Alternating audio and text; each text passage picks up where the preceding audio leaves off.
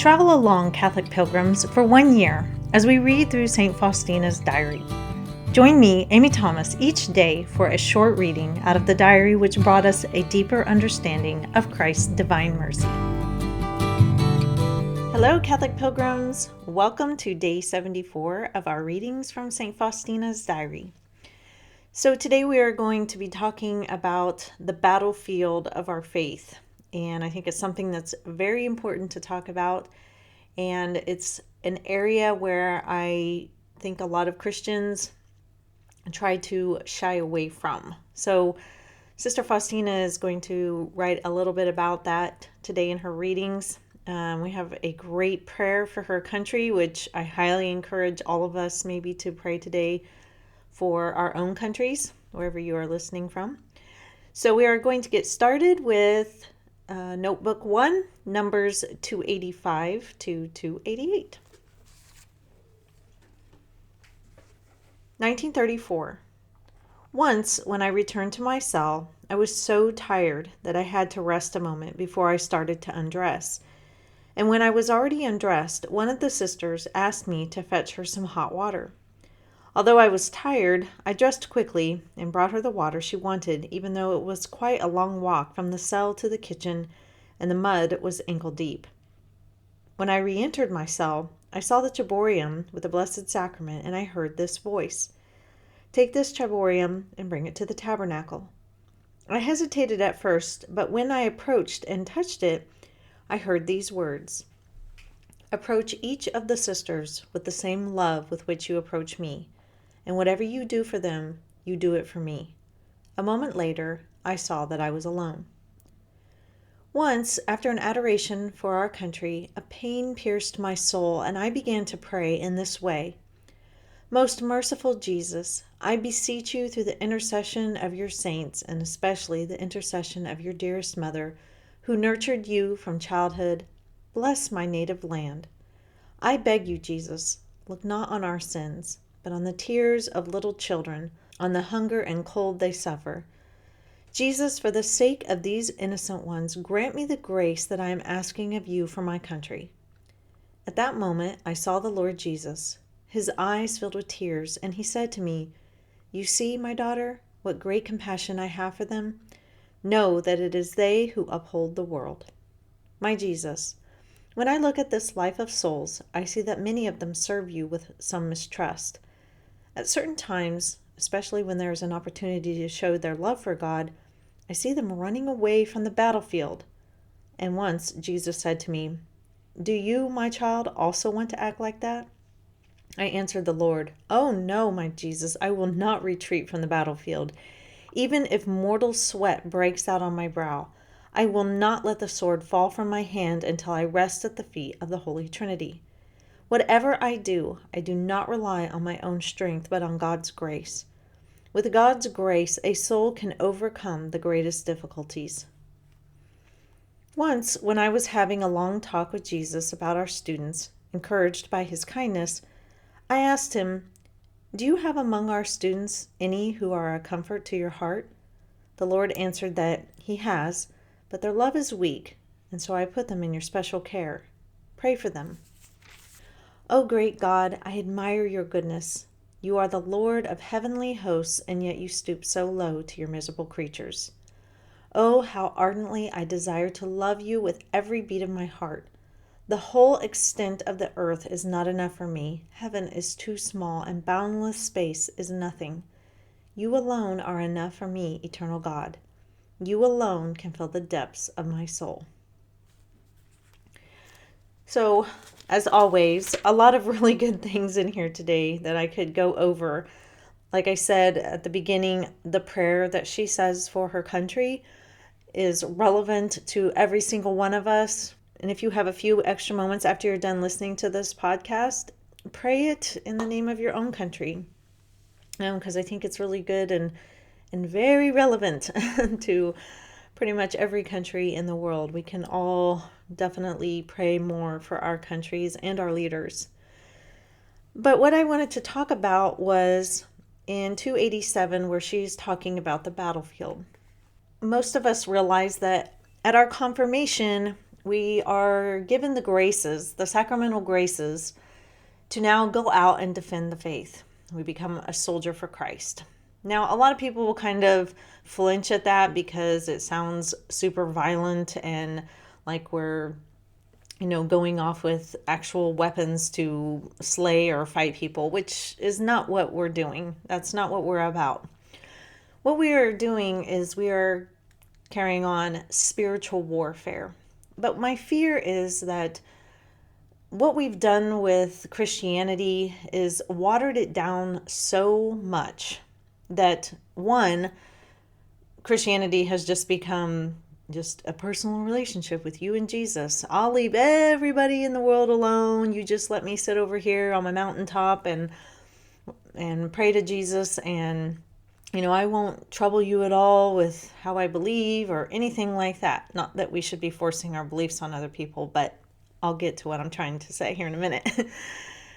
And then we've also watered Christ down to just be this nicey nice kind of guy who, tolerates everything and anything's cool, man, whatever floats your boat. And we don't want to cause any waves. That type of Christianity doesn't inspire anybody, and it honestly means nothing. I mean, really, what is a religion that just allows for anything? It's nothing. It's absolutely nothing. I mean, it's just your own personal set of beliefs, and that's what you live by. It honestly means nothing. But as confirmed Catholics, what we are meant to do is now wade into spiritual warfare. And a lot of people shy away from this because, for one, it makes us uncomfortable, and for two, we don't want to force our beliefs on anybody, especially in the United States. We have this very hands-off, laissez-faire attitude about religion. We don't want anybody else to have to deal with us and our religion. But that's not how it's supposed to be. Obviously, we're not supposed to force our beliefs on anybody. People have to come to the faith, because of their own choosing. But what we have to do is battle sin and evil.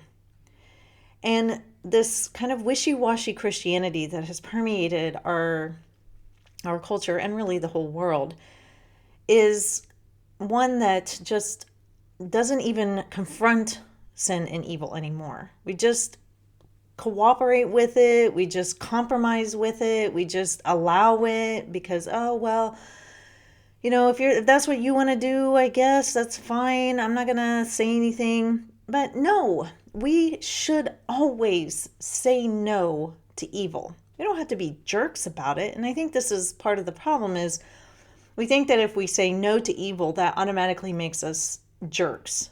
You don't have to be jerky about it. When you say no to evil, no, it's wrong to kill children in the womb. I'm not going to compromise with that. I'm not going to tolerate murder of children in the womb. You don't have to be a jerk about it, but you also don't have to go along with it or tolerate it in any way. And this acquiescence that we've done, with regards to different evils, because, people have just shouted louder than us and we don't want to seem like we're, pressuring anybody and enforcing anything on anybody. Well, guess what? Then their views get forced on you, and they're typically very immoral beliefs. And then now we live in a world where we have a huge amount of immoral beliefs heaped upon us, and we're trying to crawl our way out of this muck, which is very difficult to do because it's become very heavy and oppressive. And so this is what we're called to do. If you see actual evil in the world, we are meant to call it out and say, no, this is not okay, and this is why. And you may not believe in it, but I can tell you that this is evil, and these are my reasons. So we have to stand up to evil and say, no, I'm not letting you cross this line. And we have to be willing to call out sin. And so often what we want to say is, oh, don't judge, don't judge. This is nonsense. We judge all the time. We are allowed to judge actions as right or wrong. Why do we have courts if we're not allowed to do that? Why do we have police officers if we're not allowed to do that? Of course we judge actions. We have to judge actions. If I see a man walking down a dark alleyway holding a knife, I'm going to judge him as being probably not a good person. And no one would think I was crazy for that, because I have to use some common sense. But if we're, out in the world and it's maybe not such quite a scary situation, and we judge an action as being wrong or sinful, people will be lining up to tell you, oh, don't judge, no judging here. No, that's ridiculous. We judge all the time. What we're not allowed to do is judge souls to heaven or hell. We aren't allowed to do that. That is for Christ alone. We don't understand their culpability. We don't understand their background. We judge in the moment. If I see an action that's evil or sinful, I can call it out. And we most certainly should. But we've gotten so, scared, and we walk around on eggshells because we don't want people to call us bigots or haters or some kind of phobia thing. Nonsense. We have to be willing to call out sinful behaviors and evil actions.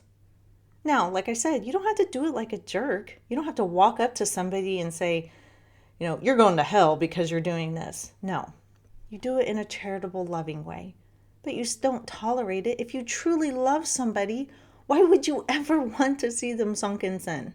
That is the most unloving thing you could possibly ever do, because there is the potential that their soul then could be judged to hell because of these deep sins that they get themselves into. And all along we've just sat by saying, well, I didn't want to cause any waves. I didn't want to hurt anybody's feelings. Well, they're going to hurt a lot more if they don't change their ways and possibly miss the chance of heaven.